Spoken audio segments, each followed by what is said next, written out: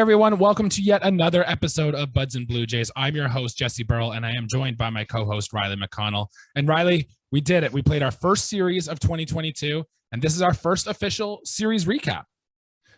In game one, we had the Texas Rangers into town here, and the Blue Jays beat them 10-8. We came back from a 7-0 deficit early on to get the win. In game two, the Jays won 4-3. We got a game-tying home run from Bo Bichette in the 6th, and a go-ahead pinch hit double from Espinal in the 7th. Game three, it was Texas's day. They won 12-6. The Jays got out hot early, had a 6-1 lead, but Ryu in the bullpen kind of disappointed and led to 11 unanswered runs by Texas. So 2 out of 3, not too bad.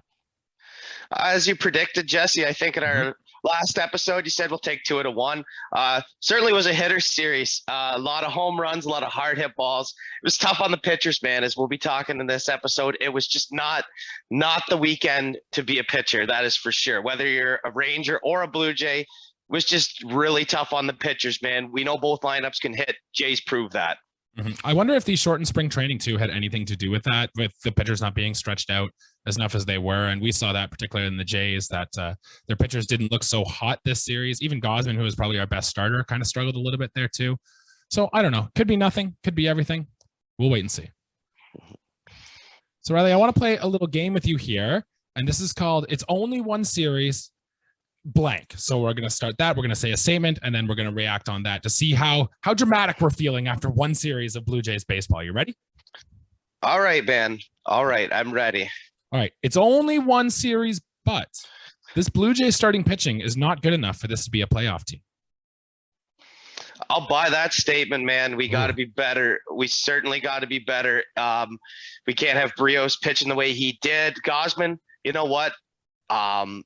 Still lackluster from what I was expecting, and even Ryu got hit around hard. He struck more guys out than I thought. Still got hit around, and our bullpen, because it's only the first series, but we seem to have the weakest bullpen in the American League right now. Oh wow, that's a hot take. I don't know if I agree with you on that, man. I still first three games, 159 left, but it did not look pretty, man. And I still think our rotation is going to be fine. One series, it's really hard to change your opinion on a player, how you thought about them going into the season. So I still think Barrios is going to be fine. He'll probably end up with that ERA between 3.5 to 4. Gausman, I don't know. That splitter looked nasty. He still got like 17 whiffs in total. The strikeout numbers were there. It's just really one bad inning where he gave up the runs there. And Ryu today, yeah, he got hit and he still got hit hard, but the velocity did tend to tick up a little bit. I think we're going to be okay. Just give these pitchers some time to settle in, and I still really like our chances here. Yeah, like the short spring training must have been real good on the hitters and real sour for our pitchers. Let's hope it's just that, because our next series is going to be real tough. Another hitter-friendly ballpark. We got to be sharper out there on the mound. So we'll see. That'll be a storyline to pay attention to as we go forward here. Riley, my next one. It's only one series, but Santiago Espinal is officially this team's starting second baseman. I'll buy that statement too, man. There's nothing on Calvin, but when you got a guy hitting the ball, like hot players play, man. If you're fighting over a spot, there's no, well, it's Calvin Biggio kind of thing. Like, no, like Santiago Espinal is the real deal. 2 wall scraping doubles. He's driven in runs. His defense is just fine. Yes, Calvin had a nice play this weekend. It was a very nice catch. There is nothing wrong with Santiago Espinal's legs. He can run, he can throw, he can field, and his bat is dynamite right now. I'm saying if he plays for a team that's not the Blue Jays, he's a number 2 hitter. He's a top of lineup guy. If a team is wise, a weak team, I'm not saying that he's the best player on a weak team, but he will impact a lot of teams, and he's impacting the Blue Jays right now. Well, the storyline with him through spring is that he added 15 pounds of muscle and that he was hitting balls this spring. Like, he had 2 home runs this spring, which tied how many he had last year. And the fact that he comes into the opening series here and already has 2 hits, including a go-ahead RBI, pinch hit RBI double to give the Blue Jays the lead there, both at 106 miles per hour or faster, seems like a good sign. A telling tale I will say today is that in game 3 of the series, the Blue Jays were facing a right-handed pitcher, and normally that would be Kevin Biggio's time to start because he's the left-handed hitter, but he didn't, and Santiago Espinal was in the lineup for that game today. So I wonder if maybe you thought that Charlie Montoya was thinking the same thing about giving the hot player and Santiago Espinal a little bit more of a run. Yeah, I'm a firm believer, man. Give your hot players the bat in their hands, dude. Don't take it away from them. Don't take it away from them. For what it's worth, though, late in the game after Espinal did strike out twice, he did get pinched hit for Kevin Biggio to come in. So I'm not ready to say that yet, but something to keep an eye on. If Santiago Espinal keeps making strides, this might be his job sooner rather than later. Yep, they're fighting over a spot. You know, give them equal at bats, give them equal opportunity. But when someone's playing better than the other guy, it's their bag, their spot in the lineup. All right, Riley, it's only one series, but this Blue Jays offense might be the most explosive offense we've ever had. I'm buying into that right now. We scored an astronomical amount of runs in this first series, and you know what? We left some runners on. We could have scored more runs, and I have a feeling that we are just a long ball team. And some guys, like Espinal could have turned those doubles into home runs. You know, if maybe the pitch was a little lower and he barreled it up a little bit more, but there is plenty of opportunities for runs to be driven in with this team. Yeah, we're explosive as heck, man. Our number 9 hitter is red hot, leads the team with 2 home runs. Yep. All our big boys have a home run. You know, we're only missing a few guys without long bombs, and you know what? That's fine, because we're going to another hitter-friendly ballpark for 4 games, and we're just going to explode again. Yeah, you mentioned the balanced attack that this team has. In game 1, Teoscar Hernandez and Danny Jansen had home runs. In game 2, it was Bo Bichette. In game 3, Vladdy finally hit his first. George Springer got his first, and Matt Chapman got his first. So multiple home run threats throughout the bottom of our order, or throughout our whole order, basically. That leaves just the Espinal-Biggio combo, Alejandro Kirk and Lourdes Gurriel, who don't have a home run yet. And I think 3 games into the series, it's just what you want to see from an offense we thought was going to be really, really good. Yeah, we are really, really good. And all those guys will have their home runs. Like the way Espinal's been hitting the ball, I don't care if it's 15 games in that he doesn't have a home run, because it seems like he's just screaming doubles. You know, maybe he's suffering from the Vladdy, launch angle thing, whatever. Doesn't matter. He's hitting the cover off the ball, man. And I'm totally okay with how this offense has acted. Pitching, it's a different story. All right, let's move on to our next segment here. We're going to do a 3 up, 3 down, where we give you 3 good players we liked, or players we saw something good from, and then 3 down where, well, it's the opposite. We saw 3 things we didn't like. I guess I'll get us started here. I do want to talk about the new guy, Matt Chapman. We were really excited about him. We talked him up a lot throughout the offseason here, and this was our first real look to see Matt Chapman go. Yeah, his bat didn't play as well. He had a few strikeouts in game 1 there, but you could see the defense, and especially today with Hyun-Jin Ryu on the mound, Matt Chapman made some very good plays, including some strong throws across the diamond. So it was good to see that in person and to really see Matt Chapman's defense take effect. And his home run that he hit today was a massive 3-run home run. It went 432 feet, which was longer than any of the 27 home runs he hit in Oakland last year. So we saw the signs in spring training. We think it's coming in. Thumbs up for me for Matt Chapman in his first series as a Toronto Blue Jay.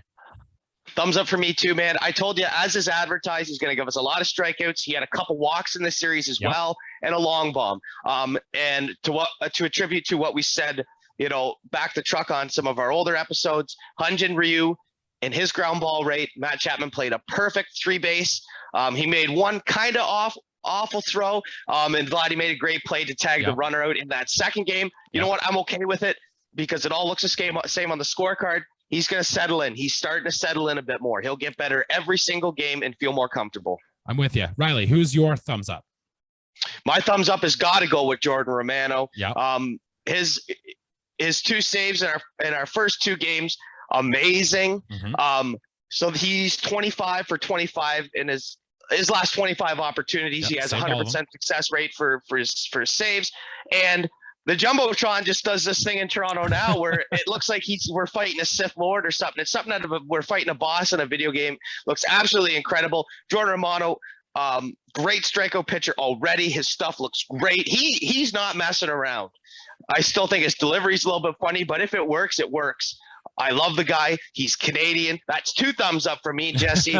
Jordan Romano, you can expect that. We were saying 35 saves, could get us there for sure. We're starting the year off right, Jordan. Oh, absolutely. And Jordan Romano doesn't get enough respect, I think, across Major League Baseball as one of the best closers in the game, which honestly, just look at the numbers. Jordan Romano has been that guy. I'm going to move on to the next guy here. My next big thumbs up is going to go to Danny Jansen. Like, out of all the people leading this team in home runs after the first series, I don't think many people had Danny Jansen being that guy.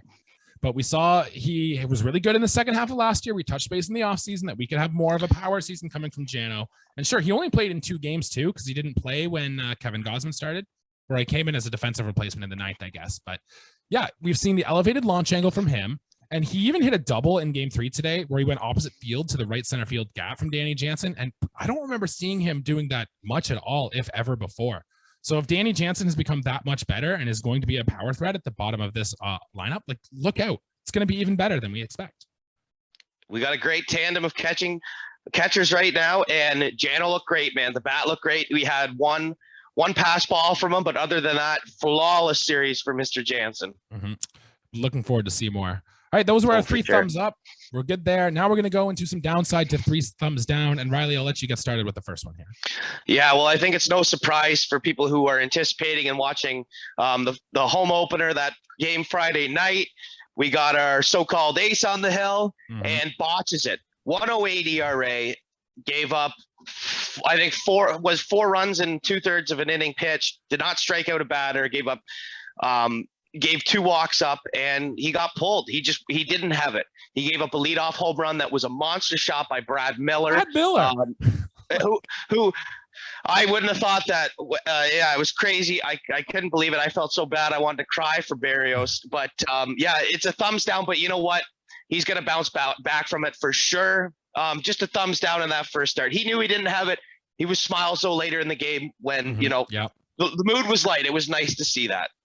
Yeah, kind of took the wind out of our sails there. I'm with you. I do think Jose Barrios is going to be just fine, but let's store it in the memory bank. Remember this happened. As you mentioned last episode, pitchers are just going to blow up from time to time. It's kind of just unfortunate that this was the very first start of one of the most anticipated Blue Jays seasons in team history. But hey, that means we're due for some positive regression, right? And it's going to be good things forward from Jose Barrios. I'm excited to see him in his next start here.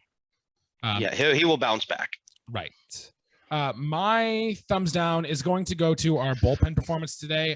I don't want to go into this too much because we were pretty good in game 1 and we did the job in game 2, but today especially, and especially 2 guys, Ross Stripling and Taylor Saucedo. Ross Stripling is supposed to be the long guy out of this team, a guy is supposed to give us reliability, and he came in his 1 inning pitch and he walked 3 batters. And I know Ross Stripling is supposed to be a starter, and he's pitching in the bullpen as of now, but you can't have a guy come in and walk 3 batters in 1 inning. So tough to see from Ross Stripling there. And Taylor Saucedo, who was good all spring, who I thought made this team just basically on merit because he pitched well, struggled today. He only got 2 outs. He gave up 3 hits and 2 home runs.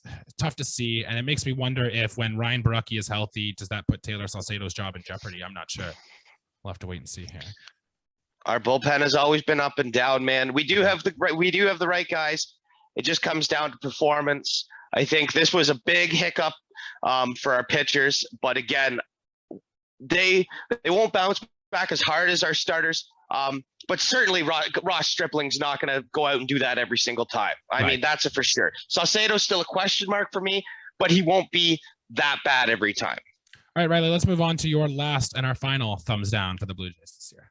Yeah, this is a 2 thumbs down for me, and it doesn't go to a player. It goes to the marketing or whoever's in charge of this. It goes to the Jays shop. Right. I had a poll on Twitter on the Go Train. I did it. I said, which of these player jerseys, the blue ones with the player's name, because they cost a hell of a lot, jerseys. Yeah. I said, which player am I going to get? And I had on the poll, and it was a no-brainer. I had Barrios, I had Gurriel Jr., I had Biggio, and of course I had Matt Chapman. Matt Chapman's your correct answer. But guess what? I go to the Jays shop. They had Matt Chapman jerseys. They had no Matt Chapman shirt jerseys. And I thought, this is crazy. And Jesse, they didn't have your guy. You say Kikuchi. They didn't. And we were livid, I tell you. The Rogers Center almost went up in smoke. They didn't have Kevin Gosman or Jimmy Garcia jerseys either. I don't know. You knew you were getting a crowd of 45,000 plus. Maybe they just wanted people to buy the actual jerseys. I don't know, but little disappointing to see. We really wanted to get our stuff. And I was at the Rogers Center today. They don't have coffee shops in there anymore. No Tim Hortons either. So that's a thumbs down for me, man. We got to get caffeinated. I can't be chugging Red Bulls like crazy every game like I'm Brett Laurie or something. So thumbs down for me too. Me and you were both Brett Laurie on Friday night. Both had, and I had one on the Go Train. Jesse and I were wired, for those of you that didn't know. But yeah, it was insane. Yeah, well, so that'll do it for our first series of the season. It's good that the Jays got out of there with a win. I don't think we're ever really going to be upset about a series win. That's what it's all about in baseball. That brings us next. The Jays are getting on a plane and we are flying to New York City, where we get our first look at the New York Yankees in 2022. It's a 4-game series, so these divisional matchups are always tough. They're always going to be important. We know we're going to be battling the Yankees a lot this season. And as things stand right now, the Jays are 2-1. The Yankees are 2-0. They're currently playing Sunday Night Baseball, and they're tied at 3 against the Red Sox right now. So they're either going to be 3-0 or they're going to be 2-1 as well. So these games are going to be all important. Our pitching matchup so far line up, it's going to be Manoah against Jameson Taillon, Yusei Kikuchi against Nestor Cortez. Then we have Jose Barrios against Garrett Cole and Kevin Gausman against Luis Severino. Riley, what are you looking forward to most in this series? Well, you just brought up the pitchers there. I'm certainly with you when I say I'm looking forward to Kikuchi starting his game. Very anticipated to see how he throws, what he throws, and how often he throws those pitches. Yep. What his pitch mix is actually going to look like. Spring training is one thing, but you're facing an offense like the Yankees. I mean, you got to be clever on that hill, and I can only assume it's going to be Jansen catching him with Kirk DHing. Hope Jansen is the right signal caller for him and they can work something out too. And of course, I'm also excited to see Alek Manoah with the year he had. I'm not even going to use the word. I will. The SS, if you want to talk about a bad second season, because superstition here with. Yeah, well, I won't say it. That's fine. That's fine, Jesse. You know, it's on you now if he goes out there and Barrioses, but no, certainly looking forward to Manoah. I think that he's a clutch guy and he just has fun out there. It's going to be a great first 2 games and then back to the top of the rotation. It's on the pitchers. We know what our position players can do. It's on the pitchers now. Show us, boys. Barrios bounce back. Hope Gausman goes out and has a strong outing as well. Right, I'm with you. If our starting rotation pitches well, this series gives our bullpen a little bit of a break. The Jays should be successful against the New York Yankees here. They're always going to be a battle. There always are. I can't wait to watch. Riley, do you have a prediction? How many games are we going to win this series? Well, I like more than a split. If we could walk away with 3 wins and 1 loss, I would be ecstatic about that. I'm not going to tell you which pitchers.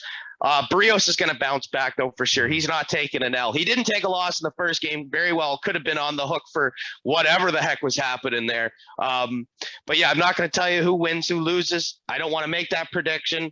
But 3 wins and 1 loss, but they're going to be real close games. And Romano could get another thumbs up on next time we do it, because if they're close games, he's going to be in there in high leverage situations and save situations. I guess we'll just have to wait and see. I'm going to predict we go as a split, right? Baseball's weird. The Yankees, they have firepower. They might get lucky, hit a cheap home run here or something and sneak out a game. I don't know. 2-2 sounds good, but I'm with you. I like it in theory. If we can go 3-1, that would be an absolute win for this team. Riley, anything last thoughts before we get out of here today? No, our first kind of series recap. Let Jesse and I know how we did. I tried to be real short-winded on this one. I know I get talking and things like that. It's a lot of fun for us to do this. I love talking baseball with Jesse. This is a real fun channel. Shout out to Quinn Abram too, who came with us to the game on Friday night. I had a blast with you boys. It's just good. I'm so glad baseball's back. And, we have a club to do crazy things with. Let's beat the hell out of the pinstripes. That's all I got to say. Let's do it. Yeah, be sure to like and subscribe. This is the first of many, many series recaps we're going to be doing throughout the season. So if you've liked what you see, leave a comment, toss a like. And yeah, that'll do it for us here today. Let's go Blue Jays. Let's go, boys.